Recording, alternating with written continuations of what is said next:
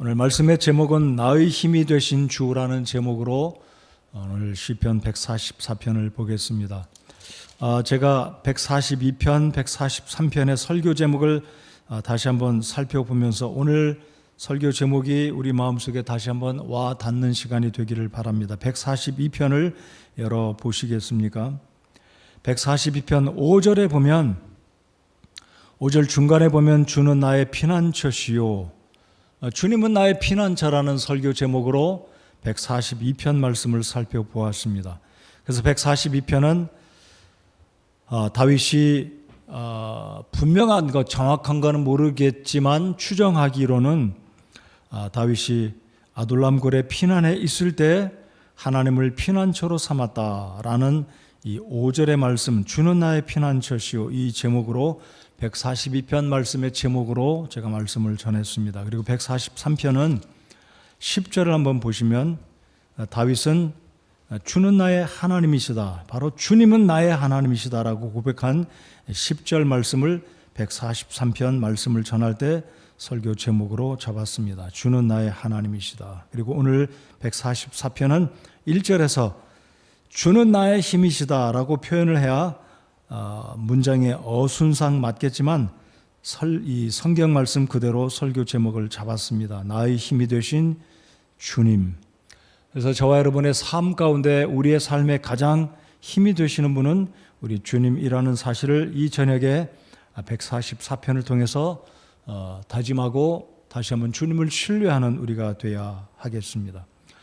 자, 이 142편, 143편은 말씀드렸듯이 다윗이 아둘람굴에서 사울의 추격을 피해서, 그리고 143편은 아들 압살롬이 다윗을 모반하고 왕의 자리에서 몰아내고 아버지를 죽이려고 할 때 황급히 피난 갈 때 주님은 나의 하나님이다라는 고백을 143편에서 했습니다. 그래서 142편, 143편은 다윗이 개인들을 향해서 사울이나 그의 아들 아둘람굴에서 이제 사울을 피해서, 그리고 자신의 아들 압살롬을 피해서 도망 다니던 그 와중에 시를 지은 것이라면 144편은 개인 때문이 아니라 이번에는 나라들 때문에, 민족들 때문에 지은 시가 144편이다라는 것입니다.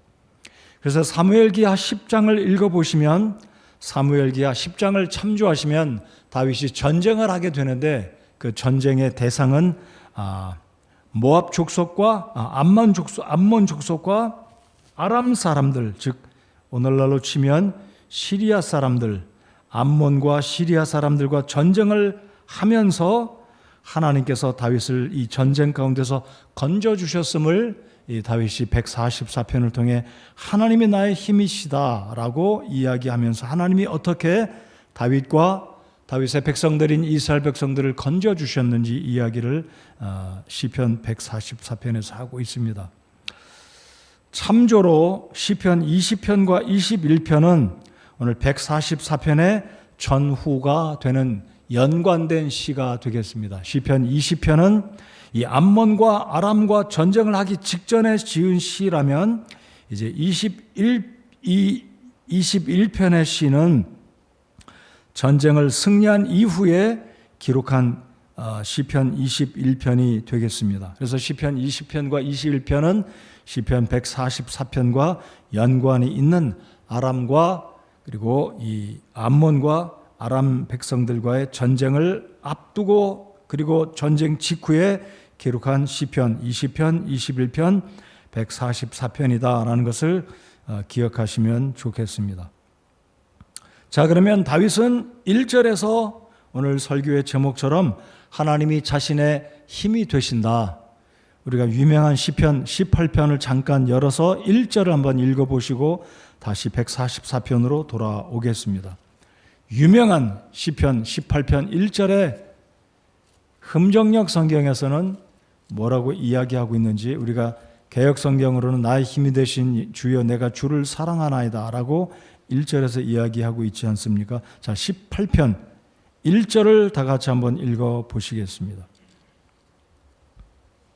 자, 18편도 다윗이 사울의 추격을 피해서 원수들의 손과 사울의 손에서 건지신 날에 이 노래를 하나님께 올려드렸습니다. 1절을 다 같이 읽겠습니다. 시작.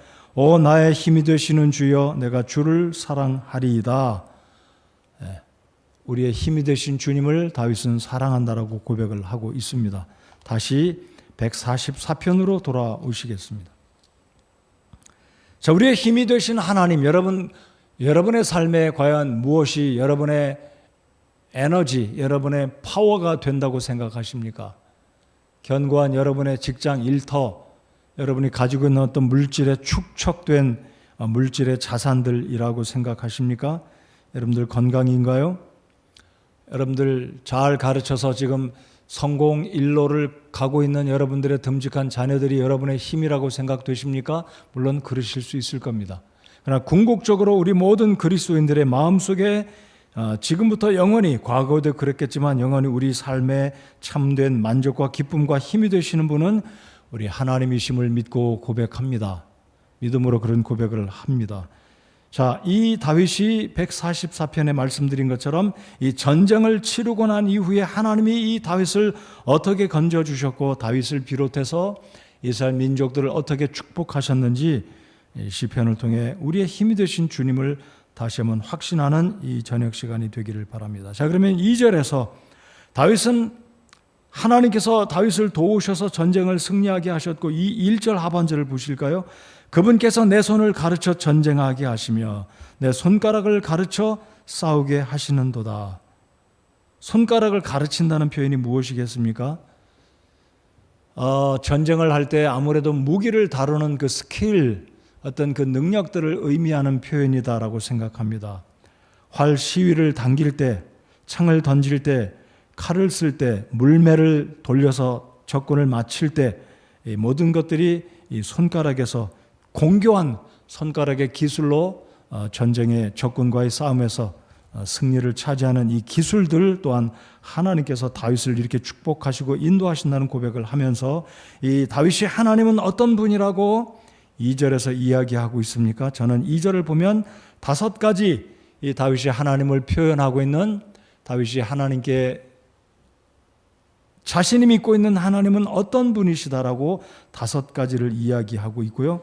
그리고 그 5가지의 결과로 다윗은 다윗이 백성들을 이끌어가는 지도자로서 백성들이 다윗의 그 리더십 밑에 복종하게 한다라는 표현을 2절 하반절에서 끝부분에 하고 있습니다. 자, 그러면 2절에서 다윗이 고백한 하나님은 어떤 분이시라고 고백하고 있는 5가지를 하나씩 한번 생각해 보고자 합니다. 먼저는 그분은 나의 선함이시요.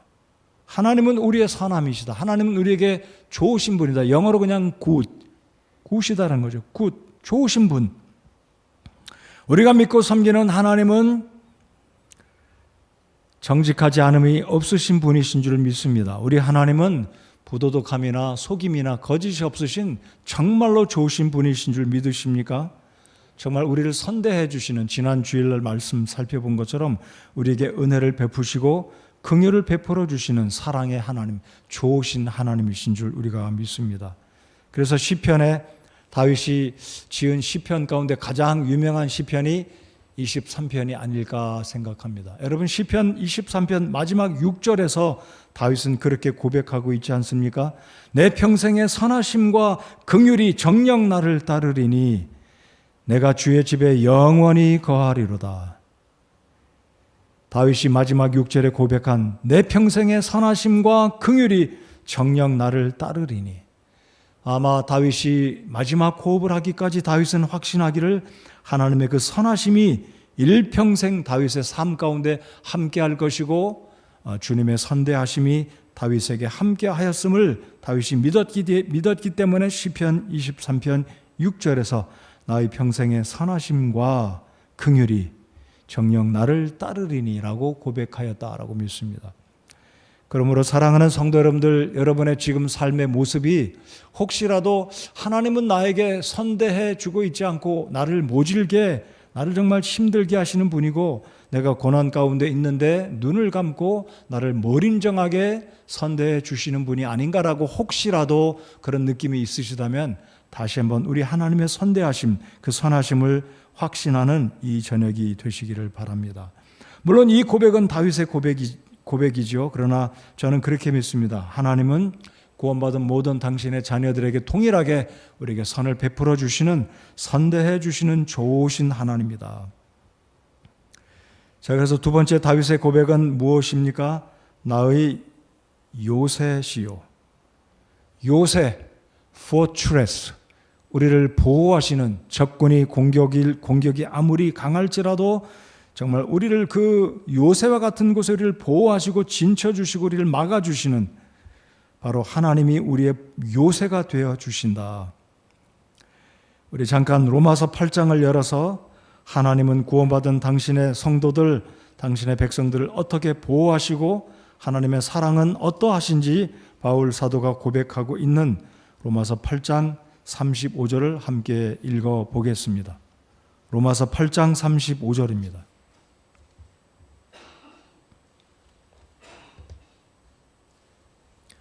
(235페이지가) 되겠습니다.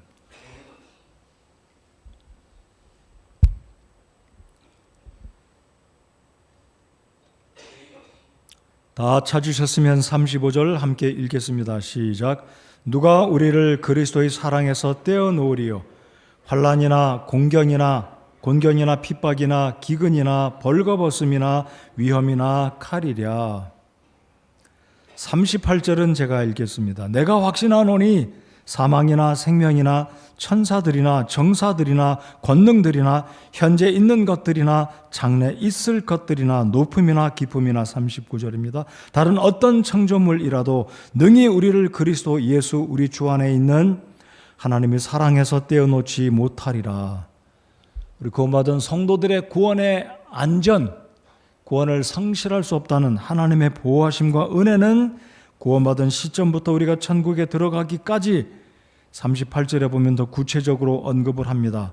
생명이나 천사들이나 정사들이나, 그러니까 영적인 세계의 피조물들인 천사들도 선한 천사들이건 악한 사탄이건 악한 영들이건 정사들이건 이 세상의 주권자들이나 어떤 권능들이나 권세들이건 현재나 장래나 어떤 일들도 높음이나 깊음이나 다른 어떤 창조물이라도 하나님의 사랑에서 우리를 막 끊어버릴 수가 없다. 우리를 하나님께서 영원히 지켜주신다는 약속의 말씀을 바울 사도가 하고 있는 말씀입니다. 그래서 다윗은 이 아람과 시리아와의, 아람과의, 모압과 이 암몬과의 전쟁을 앞두고 하나님은 나의 요새가 되어주신다. 하나님은 선하시다. 하나님은 나의 요새가 되신다라는 고백을 하고 있습니다.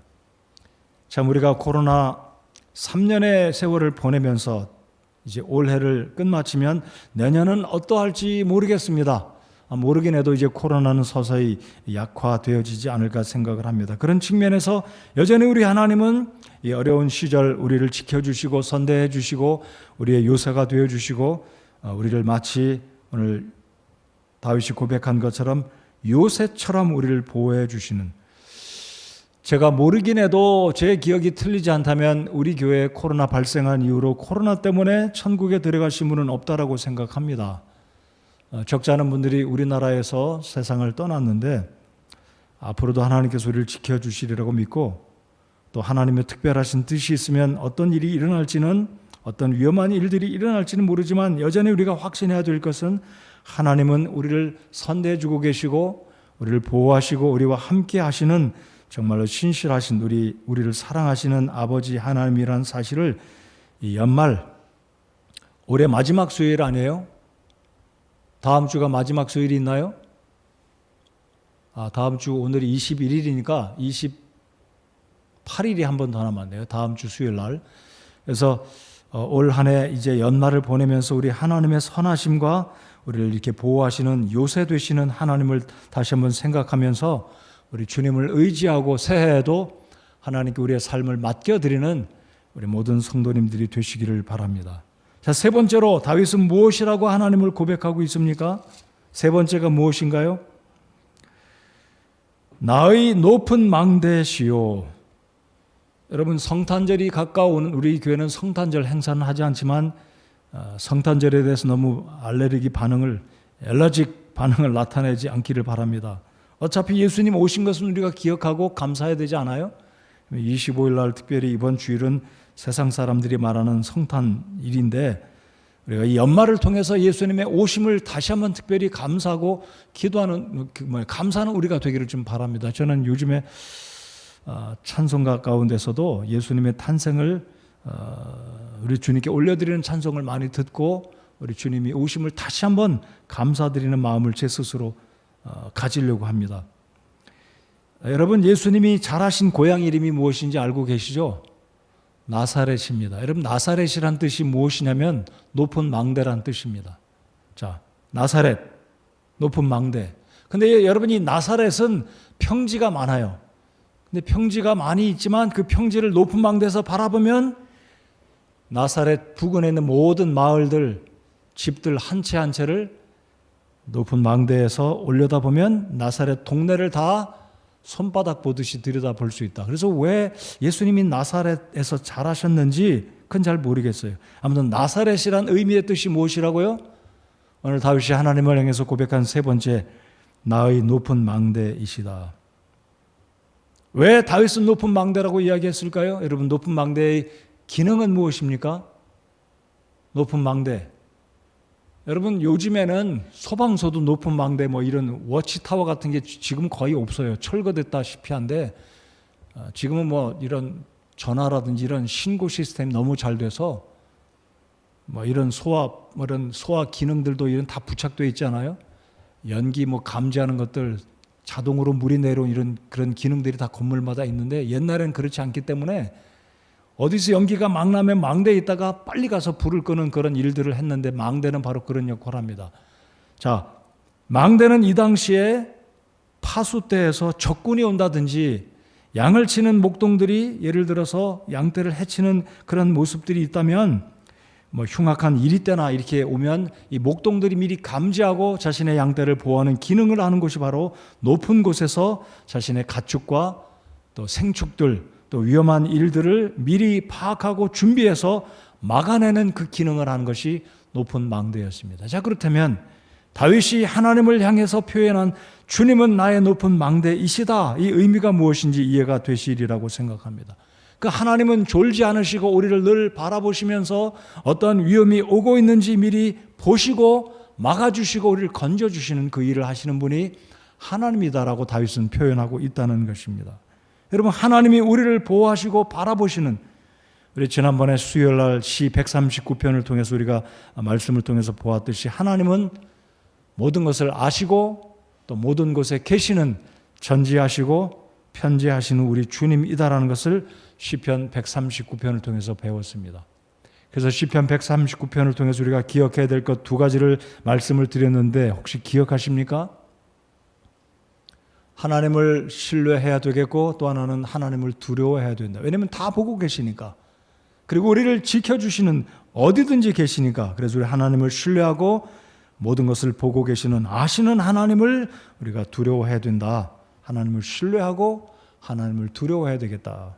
자, 그래서 다윗은 세 번째로 하나님은 나의 높은 망대라고, 여러분 나사렛을 기억하면서, 나사렛, 우리 예수님은 우리를 보고 계시고 건져주시고 우리를 보살피시는 워처, 우리를 늘 24시간 잠자지도 않고 보고 계시고 우리를 건져주시는, 바로 다윗은 전쟁을 치르면서 이 연합군, 이 두 나라와 전쟁을 치르면서 하나님을 그렇게 표현하고 있다는 것입니다. 나의 높은 망대가 되시는 분. 자, 네 번째로 다윗은 하나님을 무엇이라고 이야기하고 있습니까? 네 번째, 같이 읽어보실까요? 시작. 나의 구출자시요. 구출자. 제가 최근에 이제 흠정역 성경이 개정이 되어서 Majestic 그 번역본 Majestic Majesty 이런 번역본이 나왔는데 그 성경책에서는 구원이란 말과 구출이란 말을 달리 쓴 것을 제가 보았어요. 그래서 오늘 이 구출이란 의미를 그런 차원에서 어휘적인 측면에서 말씀을 드려보겠습니다. 구출이란 의미는 영어로 deliverance, deliver. 그래서 우리를 구원하신 하나님을 deliverer라고 한다면 구출자시요, my deliverer.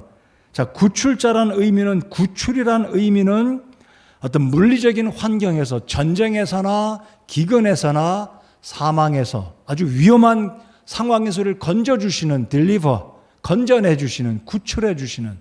자, 그런데 구원이란 의미는 영적인 측면에서 죄와 형벌과 심판에서 우리를 구원해 주시는, 그래서 구원자 예수님은 딜리버러라고 표현하기보다는 세이비어 또는 리디머, 영어로 굳이 영어로 표현한다면 그런 의미가 되겠습니다. 아무튼 구출이란 말은 다윗이 여기서 사용하기를 전쟁을 앞두고 전쟁에서 적군으로부터 구출해 주시는 측면에서 그분을 일반적인 구원자라는 측면보다는 새로운 단어로, 그런 측면으로 구출했다라고 표현을 하지 않았을까 생각합니다. 그러나 저는 구출이 됐든 구원이 됐든 세이비어 또는 세이브가 됐든 딜리버가 됐든 넓은 차원에서 다윗은 예수님을 구원자라는 측면에서는 구출이 됐든, 이 구출이란 단어가 됐든 또는 구원이란 단어를 쓰든 넓은 차원에서 구출이란 궁극적으로 우리 주 예수 그리스도를 상징하는 측면으로 우리가 이해를 할 수 있겠다 생각이 됩니다. 그래서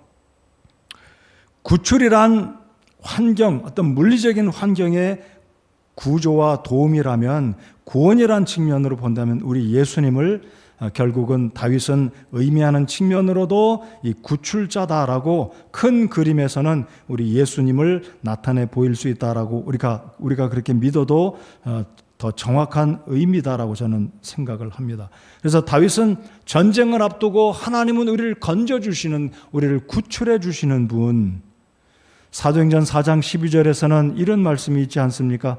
다른 사람 안에는 구원이 없나니 하늘 아래에서 우리를 구원할 다른 이름을 사람들 가운데 주지 아니하셨느니라 하였더라.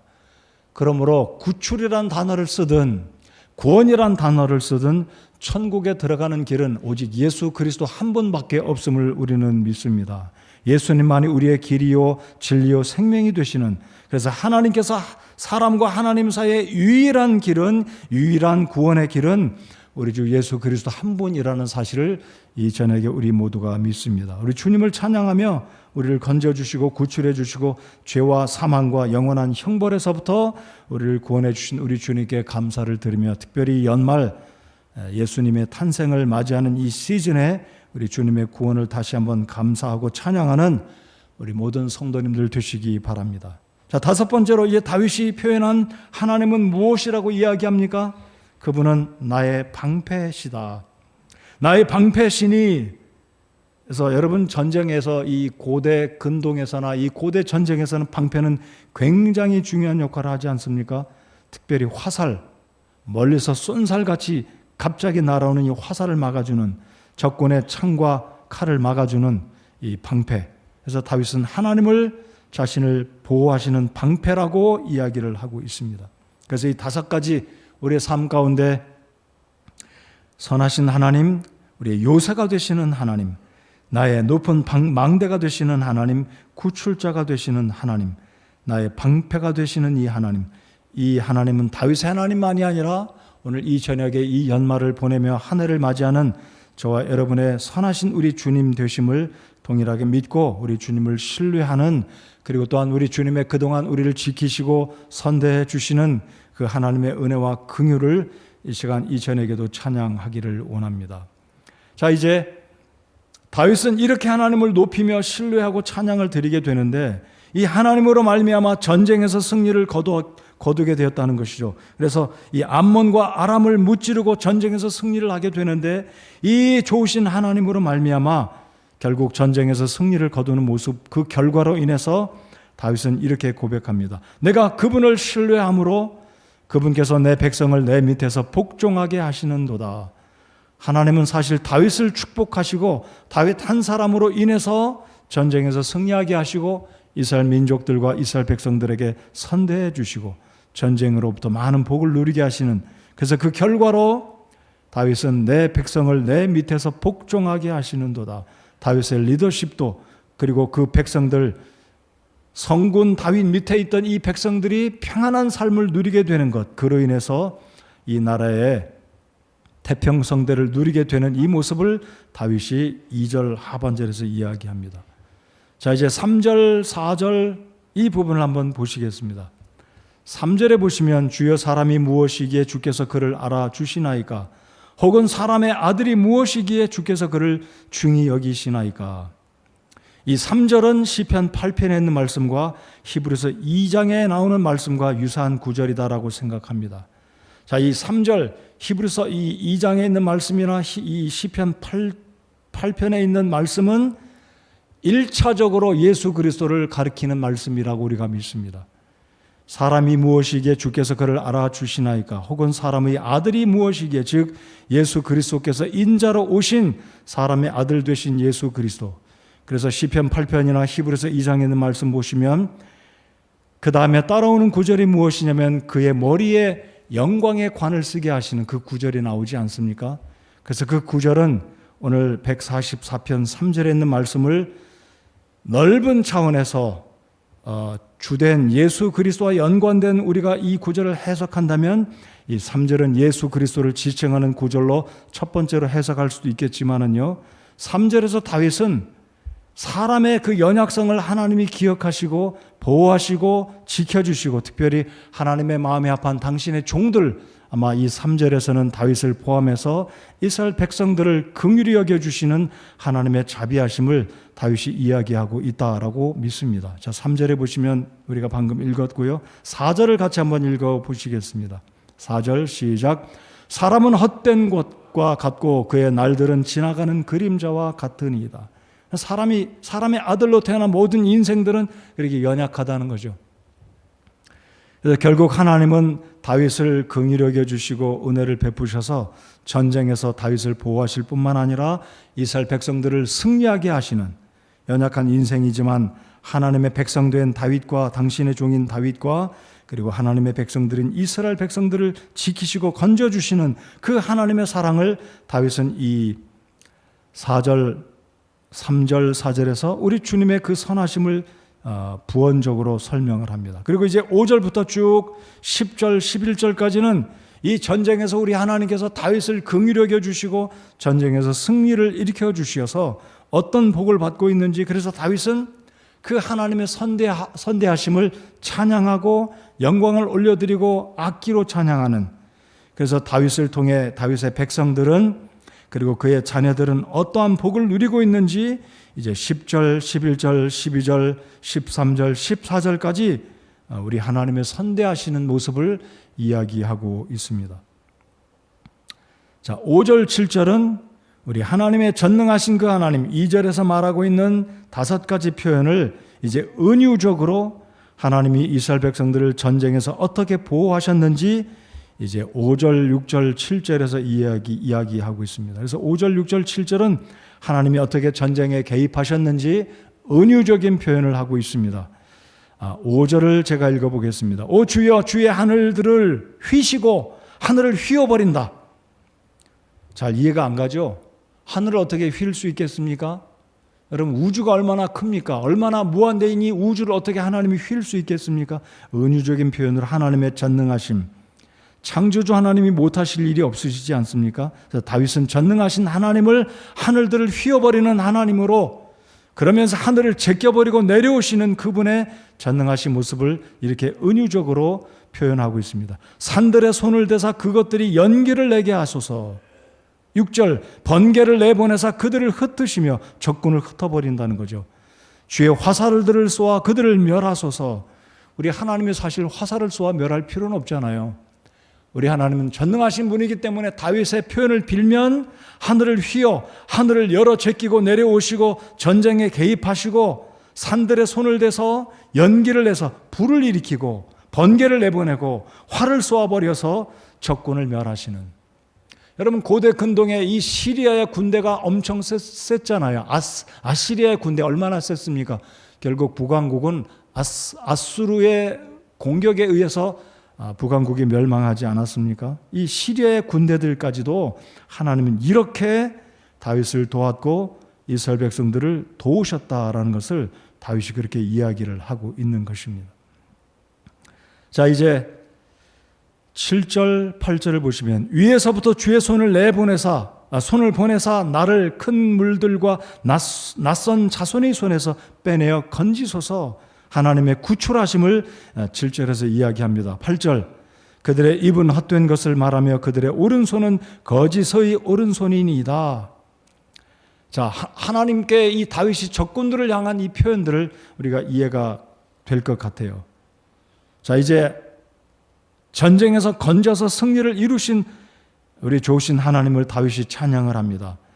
자, 9절 10절 다 같이 한번 읽겠습니다. 9절 10절 시작. 오 하나님이여 내가 주께 새 노래로 노래하며 비파와 시편금에 맞추어 노래로 주를 찬양하리이다. 그분은 왕들에게 구원을 베푸시는 분이시요 자신의 종 다윗을 그 해하려는 칼에서 건지시는 분이시로다. 여러분, 다윗은 굉장한 사람입니다. 싸움도 잘하고 무용에 출중한, 악기를 잘 다루는 이 비파. 근데 여기 시편금이 나오잖아요. 줄이 10개가 달린 수금을 다루는 그 노래로 주님을 찬양한다라고 다윗이 이야기합니다. 아마 다윗이 연주했던 피파, 그 수금은 어떻게 생긴 것인지 몇 줄인지는 모르겠지만 시편금을 언급할 정도로 다윗은 그 하나님을 악기로 찬양하는 부분을 언급을 합니다. 기타에도 12줄짜리가 있고 어떤 기타는 굉장히 줄이 많이 달린 악기들도 이렇게 보이더라고요. 그래서 다윗도 이렇게 주님을 찬양하는, 전쟁에서 승리를 베푸신 그 하나님을 찬양하는데, 이 10절 하반절 보면 자신의 종 다윗을 그 해하려는 칼에서 건지시는 분이다라고 이야기를 합니다. 여러분, 실제로 여기 지금 144편은 구체적으로 어떤 전쟁에서 승리하게 하셨다라고 언급을 하고 있지 않지만, 우리 성경을 한번 열어서 찾아보면 하나님이 어떤 일들을 이루셨는지 열왕기하 19장을 한번 열어보시겠습니다. 열왕기하 19장을 보면 하나님께서 다윗의 이름을 언급을 하면서까지 18만 명의 시리아 군대를 하룻밤에 다 죽이는 장면이 성경에 기록되어 있습니다. 열왕기하 19장 34절 35절을 보시겠습니다. 열왕기하 19장을 한번 열어보시기 바랍니다.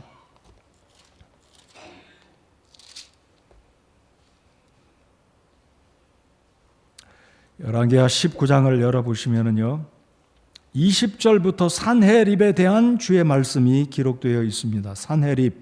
이 산헤립은 역사상에도 기록되어 있는 실제 인물입니다. 그러니까 성경은 옛날 뭐 이상한 이야기다, 오래된 소설책 이야기다라고 치부하는 사람들은 이런 구절들을 잘 보아야 됩니다. 산헤립은 역사상 등장했던 실제로 실존하는 인물로 아시리아의 장군, 굉장히 싸움을 잘하는 용장이었습니다. 이 아시리아 군대들이 하루아침에 다 죽게 되는데 35절부터 보시기 바랍니다. 35절에 보시면 그 밤에 주의 천사가 나가 아시리아 사람들의 진영에서 18만 5천 명을 치매 그들이 아침에 일찍 일어나니 보라 그들이 다 죽어 무엇이 되었다고요? 영어적인 표현하면 dead meat, 죽어버린 dead meat이 된 거예요. 다 죽어버린 겁니다. 하루아침에, 하룻밤에 18만 5천 명이 몰살당한 거예요. 어떻게 이런 일이 일어납니까? 학자들이 말하기를 하나님이 급작히 전염병을 보내서 손도 쓸 수 없이 이 사람들이 그냥 하룻밤에 다 몰살당했다라고 학자들이 보고 있어요. 근데 정확한 건 모르겠어요. 모르겠지만 하나님은 그런 능력이 있는 분이라고 믿으십니까? 하루아침에 다 죽었어요. 자, 그런데 그 위에 구절을 다 같이 읽어보기 원합니다. 34절. 하나님께서 다윗을 향해서 뭐라고 이야기하시는지 34절을 다 같이 읽겠습니다. 시작.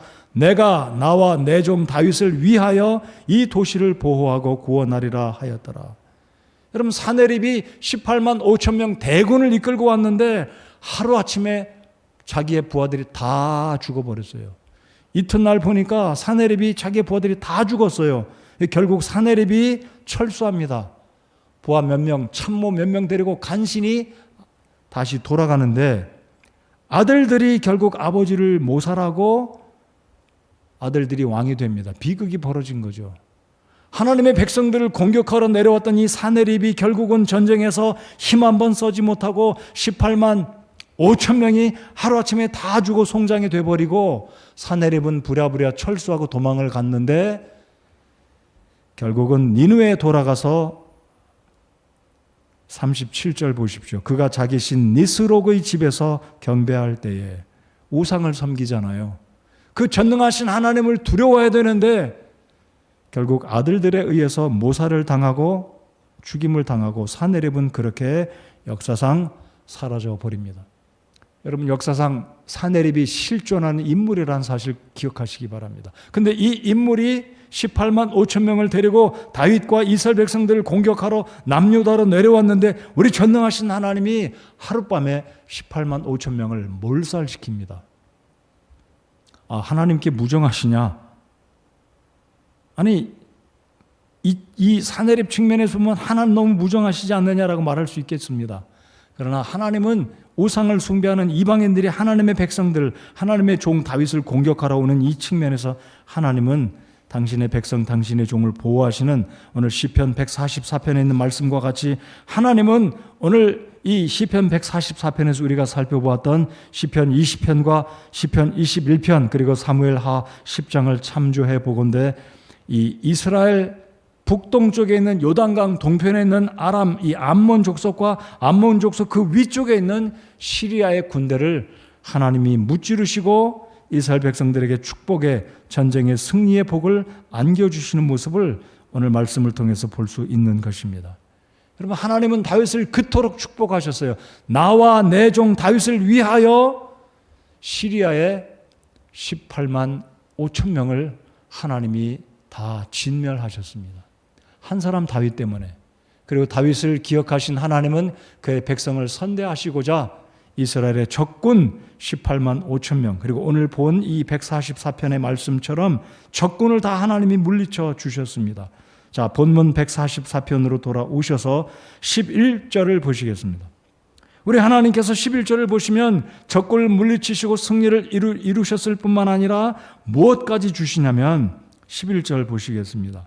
나를 낯선 자손의 손에서 빼내어 건지소서. 그들의 입은 헛된 것을 말하며 그들의 오른손은 거짓의 오른손이니이다. 12절 결과입니다. 전쟁에서 승리하게 되시는데 10절, 11절 다 같이 읽겠습니다. 10절, 11절, 11절, 12절 다 같이 12절, 13절입니다. 죄송합니다. 12절, 13절 다 같이 읽겠습니다. 시작. 그리하사 우리의 아들들은 어릴 때 다 자란 초목 같게 하시며 우리의 딸들은 궁궐의 양식대로 빛나게 다듬은 모퉁이 돌 같게 하소서. 우리의 곡간들은 가득하여 온갖 종류의 것들을 담을 수 있게 하시며 우리의 양들은 우리의 거리에서 수천과 수만을 낳게 하소서.